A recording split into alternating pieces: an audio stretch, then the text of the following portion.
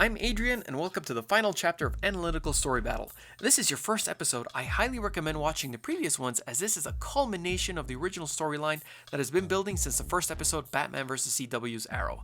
If you're interested in watching them, click on the description below for a link to the playlist. At this point in the story, Batman from the DC Extended Universe is going up against Batman from the Arkham games. If you've seen their respective How Many Fighting Styles episodes, you are well aware of just how incredibly lethal these two fighters are. And not only are they master strategists and fighters, they are both extremely intelligent as well. How is this epic fight going to go down? Stay tuned and find out. In this episode, we will also be switching between different narrators. The picture change will indicate who is the current narrator as well as the voice. Time for another experimental educational video, where you'll get to see what the outcome would be in this what-if analytical battle between DC Extended Universe Batman and Arkham Batman. So do these stairs ever end? Yes, Spider-Man. We will soon get to the main living room next to the Batcave. You have a secret lair? That's so cool. By the way, why did I have to steal this thing from Cyborg Man as opposed to, asking him? Aren't you two friends? Indeed we are. But he doesn't know that yet. The time-space continuum severely altered the mother boxes, and as such, altered his own sense of where he is. Even if you would have mentioned my name, he wouldn't have known I was a real person. Huh? This time-space shift really has messed up everything. He's suddenly unable to finish a sentence, as my favorite marble table comes flying right at us.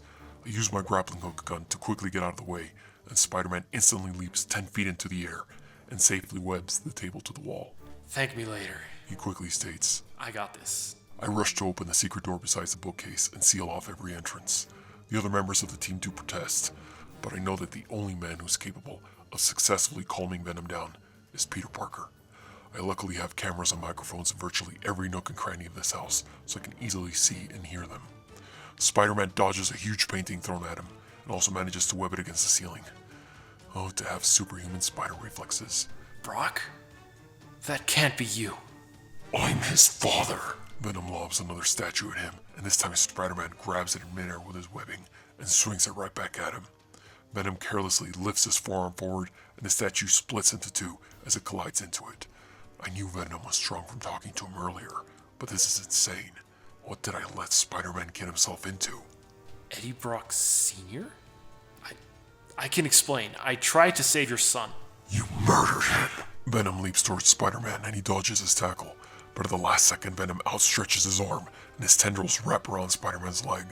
He immediately smashes him on the ground 3 times and uppercuts him into the ceiling. As he's impaled into the ceiling, his hood is already torn, and he struggles to speak. He did that himself.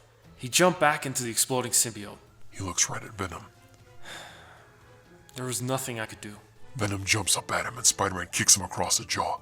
He takes a hit and grabs him by the neck and slams him down on the floor. As Venom closes in for another devastating punch, Spider-Man unleashes a capoeira kick, which does make the monstrous symbiote flinch momentarily. Brock responds with a surprisingly quick spinning sidekick. As Spidey dodges it by leaping in the air, Venom follows it up with an aerial tornado kick, sending Spidey reeling into what's left of my dining room wall. With the distance between them, Spider-Man takes the opportunity to continue reasoning with him. Brock, if you're here, that means you care about the greater good. The greatest good would be to kill you, Parker. He leaps at him again, but Spider-Man meets his leap with a strong right hook. Venom takes the hit, and the two begin to exchange ludicrously powerful punches and kicks. I can tell Spider-Man isn't holding back at all, and curiously enough, I can tell Venom is. I think Parker's noticed as well. If you really wanted to kill me, you would have done so already. I know how manipulative that symbiote can be.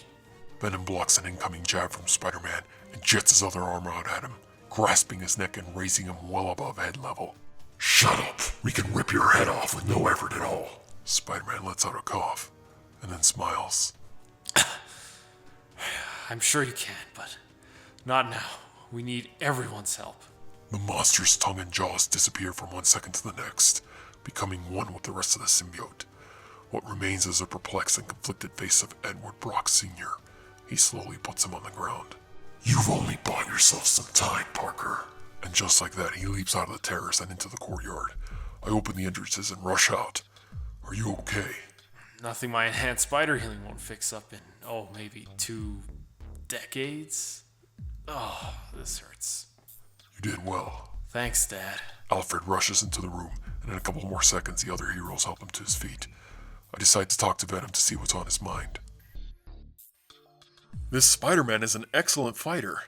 After a few moments of reassuring everyone else he was okay, we had a moment to sit down in Batman's now very heavily damaged living room. Spider-Man, I recall you being a lot smaller, I tell him. Really? Who are you? He replies, in genuine disbelief. Wow, this time-space continuum really has changed things up. I explain the time-space shift that has happened so far, and fill him in on all the other heroes that have joined forces to take down Arkhamverse Batman. I also tell him of my own experiences in my world, including the massive showdown I had at an airport just a few weeks ago. Wait a minute, so you're telling me there's another Spider-Man running around? In my universe, yes. He's more of a spider boy, though. I wouldn't want to go through that period of my life again. Very awkward. In any case, I'm glad to have you on board. I was happy to see you throw a couple crosses on uppercuts. Hold on. Are you telling me my other me doesn't throw punches? Oddly enough, yes. You two should meet. I feel he could learn a lot from you. Whoa, wouldn't that mean we'd blow up or something like in Time Cop? What's a time cop? I've never been much of a team player, but I must admit it's pretty amazing to see all of us assemble together. Captain America, Daredevil, Spider-Man, Venom, Green Arrow, Black Canary, Wonder Woman, and Wolverine.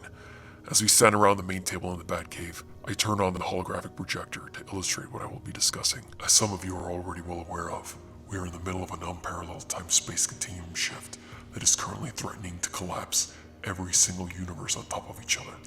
And not only that, Arkhamverse Batman is gearing up to utilize that shift to aid in his plan of opening a gateway to hell. Why does he want to do that? Venom asks. I haven't quite pieced it together yet. Aren't you supposed to be the world's greatest detective? Wolverine retorts. It's an ongoing investigation. Trust me. Whatever you say, Bob. I frankly don't care why he's planning on destroying reality as we know it. All I care about is how we're going to stop him. Captain America adds. I nod at him. You have all aided tremendously in the plan to fight back already. Daredevil has helped me understand the psychological effects of the time-space continuum shift. Green Arrow has aided in guarding the premises while I have been at the lab. And Captain America and Wonder Woman have literally lent me their strength in building the machines that you see behind you. They turn around and see the two human-sized metal contraptions. Those are telepods. I was able to build them using the automated teleporter device that Wolverine took from Deathstroke. And by using the Time Stone that Black Canary took from Black Widow, I will be able to literally teleport Arkhamverse Batman right here into the Batcave in our current time.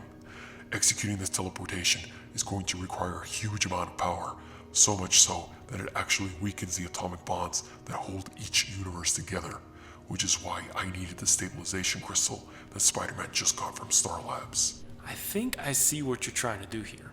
I have no doubt that you do, Spider-Man, because you're going to help me finalize the design. So we don't blow up into itty-bitty reality particles. Yes. No pressure. I point to the device. So in sum, we're going to use that teleporter to literally bring Arkhamverse Batman into our universe. He's going to be teleported into a steel cage that is capable of holding even Venom in it. For maybe about 10 seconds, sure. Not that it matters with him. He doesn't even have super strength. Well, maybe if he had a symbiote. Watch your mouth while you still have one. Spider-Man pantomime zipping his mouth shut. 10 seconds is more than enough time to hold him in before the sleep gas sets in. And the great thing about it is that it's capable of sneaking in through microscopic pores in armor in order to get to the intended target. Not to wreck your plan in any way, Batman, but isn't there an individual in your universe who can crush boulders and shoot lasers out of his eyes? Captain America inquires. There used to be. We didn't deserve him.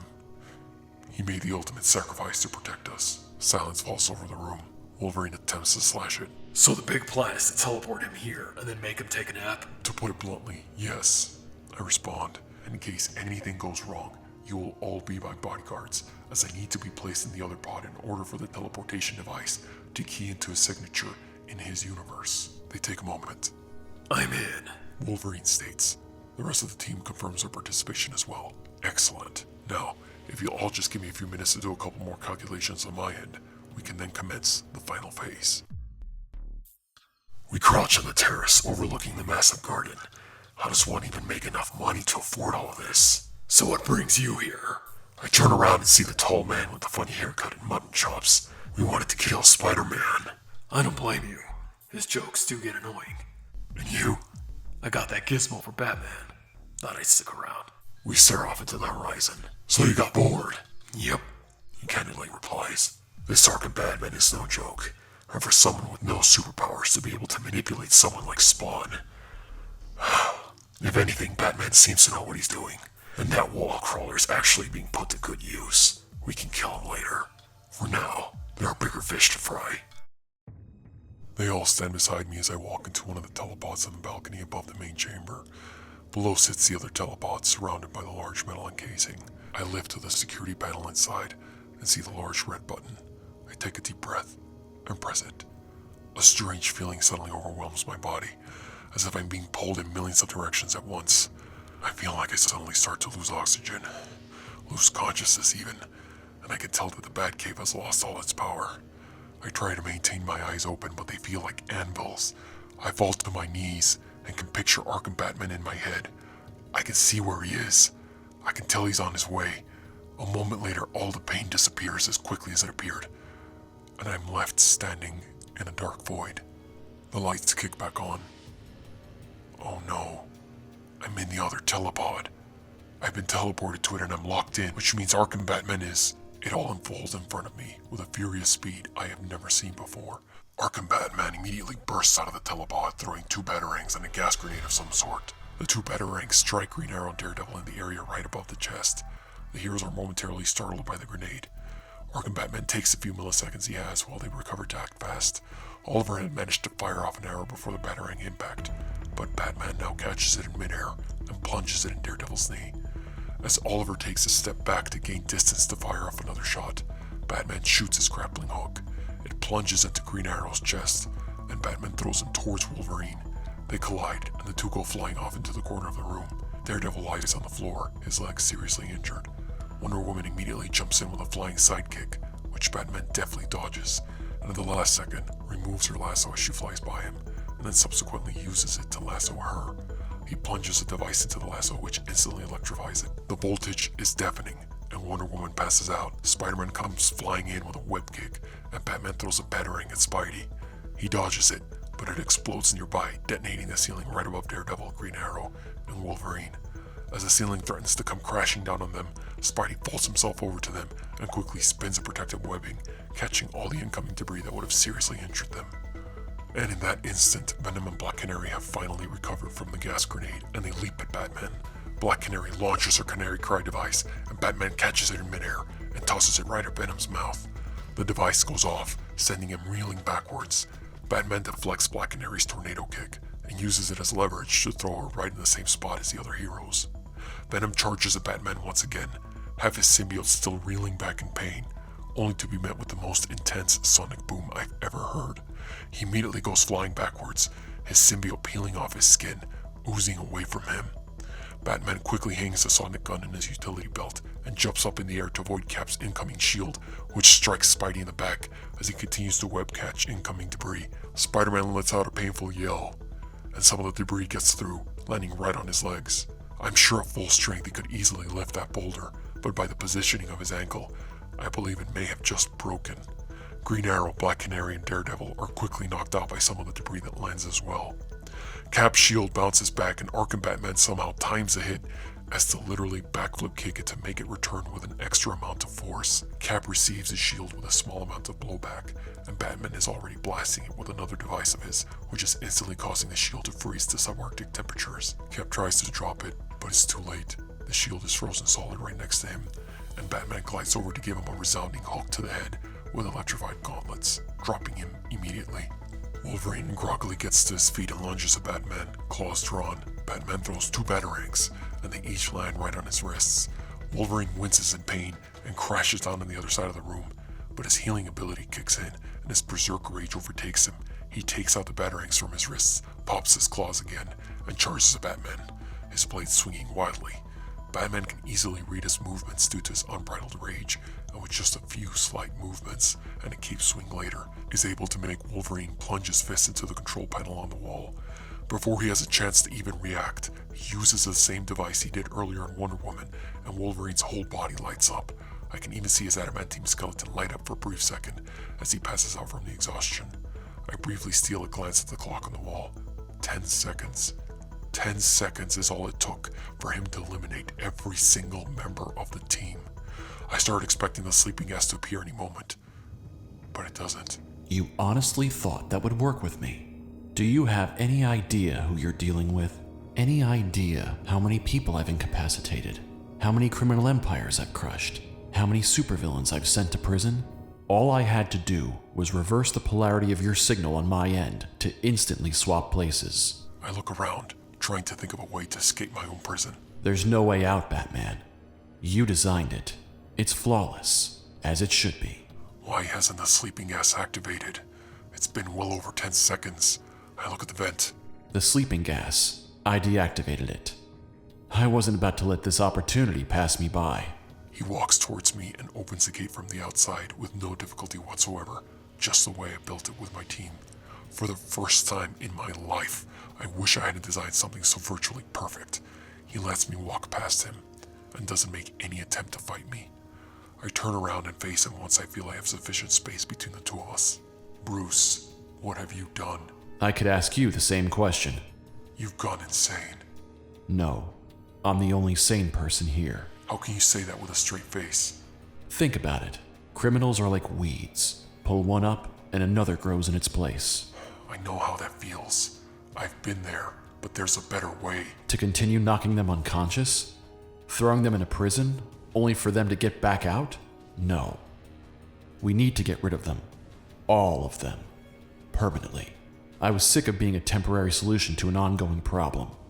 I want to solve it. And what better way than to teleport them straight to hell?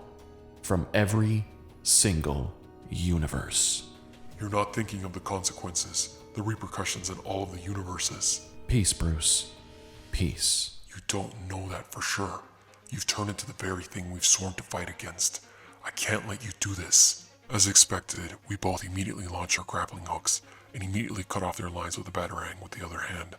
In the blink of an eye, he rolls towards me. Blinded by his speed, I am suddenly hit in the face with his cape and by a subsequent spinning hook kick. He follows through with a strong punch to the gut with one of his shock gauntlets. They are extremely similar to my design, but much more refined. As I go flying backward, I think of what could have possibly turned him into this. This is not what we stand for. This is not what we fight for. This is not who we are. But by the look in his eyes, I can tell that he is not open to be reasoned with. He jumps in with a solid flying hook, but I dodge it at the last second, and the gauntlet encrusts itself into the wall. Before I even get a chance to disarm him, he immediately disengages a bulky gauntlet, leaving my right arm grasping at a gauntlet with a hand that is no longer there. He executes a jumping knee kick in only a matter of milliseconds, and my chin takes a blunt to the hit. I can see small bright spots in front of me, and I instinctively throw a cut kick, aiming it at his knee. He reads my movement with no difficulty, and sidesteps to avoid the hit. He strikes in the gut once again, and unleashes a devastating uppercut followed by a strong elbow across the face. His bladed gauntlets cause a deep gash to form in my forehead. I use what strength I have to backflip out of his incoming roundhouse and try to wipe my forehead clean.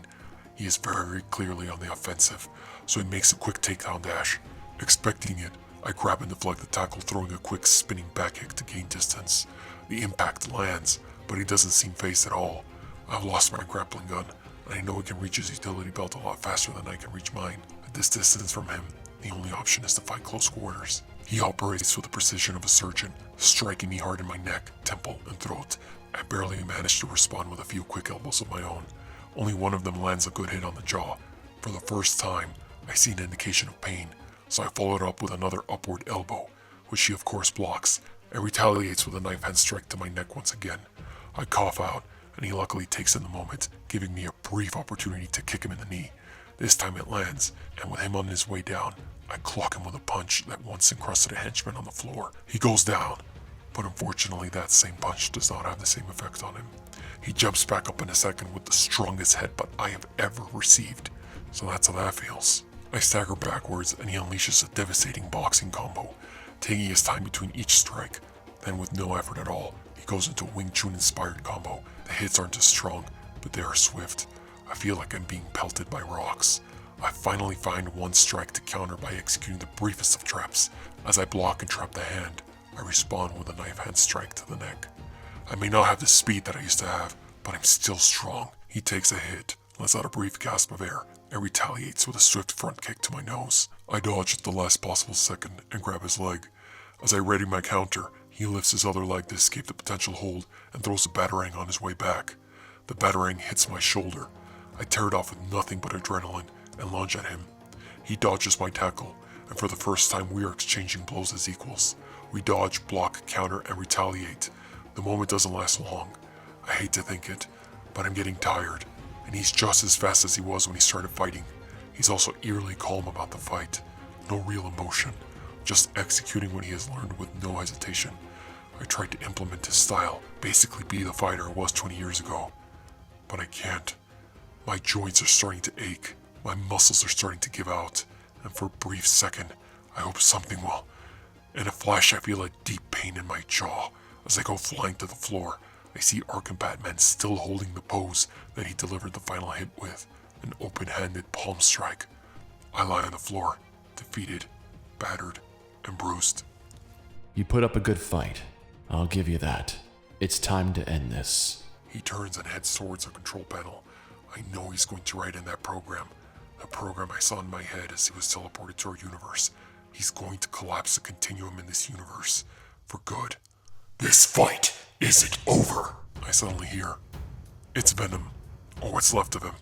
Eddie Brock runs towards Bruce Wayne, with only hints of the symbiote left on his body. Arkham Batman turns around, and in an instant is firing the sonic gun. What the? But he is unable to complete his sentence, because for the first time something happens which he did not foresee. Brock had guided the symbiote to store itself in the gun while we were fighting. I was so distracted with him, and he with me, that we didn't even see it. The symbiote blasts itself right into Mr. Brock, and he instantly turns into the hulking creature known as Venom. Venom immediately overpowers Arkham Batman for all the training, technique, and strength that he has. He simply cannot match an unrestrained alien symbiote powering up a man who has the strength of an Olympic-level athlete. Arkham Batman is immediately overwhelmed by the barrage of relentless punches. At the end of his combo, Venom delivers a devastating spinning back kick, sending him careening into the wall. Arkham Batman groggily reaches out to his utility belt, but Venom catches his hand and crushes it. Batman yells, and I could see Venom's unsettling eyes shift into an even more frightening shape, his tongue whipping about in his mouth as his razor-sharp teeth reflect the light in the Batcave. He's going to kill him. Venom, stop, I yell. This isn't you. I can hear Spider-Man yelling as well, trying to lift the boulder off his ankle. Concentrate. Remember what I told you, I add. He takes a brief moment and steps back.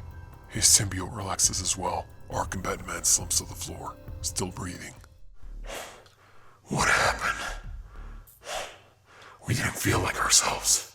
We were in control of our body. We were furious. But we were afraid. We're never afraid. It's the toxin you felt when you initially teleported here, I respond. He used Scarecrow's fear toxin in his gas grenades. It's how he was able to control Spawn. It's how he was able to momentarily daze each and every one of you. The toxin has seeped into his brain at this point. I know those speech patterns, that glazed look in his eyes. He had become one with the toxin, the literal embodiment of fear to an unhinged, unimaginable degree. His sense of justice, our sense of justice, twisted and demented in such a way that it no longer resembled anything of the sort. I pause and take a brief moment to consider the consequences of what could have just happened. Venom, if you hadn't acted when you did, We only acted on the instincts that you told us to trust after we fought Spider-Man. We couldn't stand by and allow innocents to be killed by your doppelganger. Doppelganger? Someone's been reading a dictionary. We're sure we do a lot more reading than you, Arachnid. So Venom was your backup plan? Captain America says. He came up with putting the symbiote in the sonic gun all on his own. I only told him that I'd buy him time to stage a counterattack in case I couldn't defeat Arkham Batman. I figured that out of all of you, he would severely underestimate Venom due to his weakness to sonic beams and give him a chance to recover. You trusted someone who looks like us. And for that, we thank you. Most people can't see past the monster. We shake hands. Wolverine slowly regains consciousness. What just happened? Why does my head feel like it was run over? The heroes all head off to their respective destinations, and universes for that matter. Arkham Batman is safely in my custody and undergoing treatment to remove the fear gas toxin from his bloodstream. I stand on the balcony of my mansion with Spider-Man and Venom. So we have to go back to our universe. Yes, the longer you stay here, the harder it will be for me to bring everything back to normal. Spider-Man hangs by the nearby wall. You sure we can't stick around? I let out a small smile. Venom brings his hand to his forehead. Spider-Man leaps from the wall to the balcony. In all seriousness, Gotham could use some extra help. I take a moment to consider that. Between you and the nerd over there, I'm sure you can figure out a way to give us more time in this universe. Oh, so I'm a nerd now, Mr. Doppelganger? Truces are temporary, Parker. Spider-Man laughs it off. I could use the help. And the company too. One extra day. Awesome. Venom says. Spider-Man claps his hands and then puts one on my shoulder. Bruce, I think this is the beginning of a beautiful friendship. Casablanca? Seriously? Oh, come on. You gotta admit the quote fits perfectly. And the story has come to an end. Thank you so much for watching the final episode. As many of you familiar with my channel know, I'm a big fan of Batman, so it was really difficult for me to be able to pick who would win in a fight between DCEU Batman and Arkham Batman. In the end, I felt that Arkham Batman represents the pinnacle of peak human perfection in a superhero. In terms of his intelligence, experience, age, stamina, and skill, he is at his absolute prime. He's smart enough to outthink his opponents, fast enough to outfight them, and young enough to not experience any physical consequences. I really wanted to demonstrate what his stealth takedown ability from the Arkham video games would look like if he were to go up against all the other superheroes. This is how he was able to dispatch all of them in less than 10 seconds. He had the time to plan, the surprise element, and all the skills and speed necessary to execute said plan. I'm not saying this would have happened had it been a head-on collision, but considering our heroes were caught off guard and they were also slightly incapacitated by the fear toxin, I believe this would have been a possible outcome. As far as this fight with the DCEU Batman goes, I'm still impressed at the sheer variety and brutality of DCEU's Batman fighting style. We unfortunately weren't able to see much more of it in Justice League, but that warehouse fight scene alone demonstrated an incredible amount of skill and strength. But unfortunately, I cannot ignore that we are dealing with a Batman that has been doing this for 20 years. He's still remarkably fast for his age, but he is nowhere near his fighting prime, and Arkham Batman is. So it doesn't matter if he might have been stronger than Arkham Batman, everything else is in Arkham's favor. So in conclusion, this is why Arkham Batman won the fight against DC Extended Universe Batman. However, you could also look at the outcome as Arkham Batman winning the battle, and DC Extended Universe Batman winning the war. Let me know your thoughts below and what other kinds of videos you'd like to see in the future. Don't forget to subscribe for more awesome content and follow me on social media. Just type Godzillarex and you'll find me. See you next time.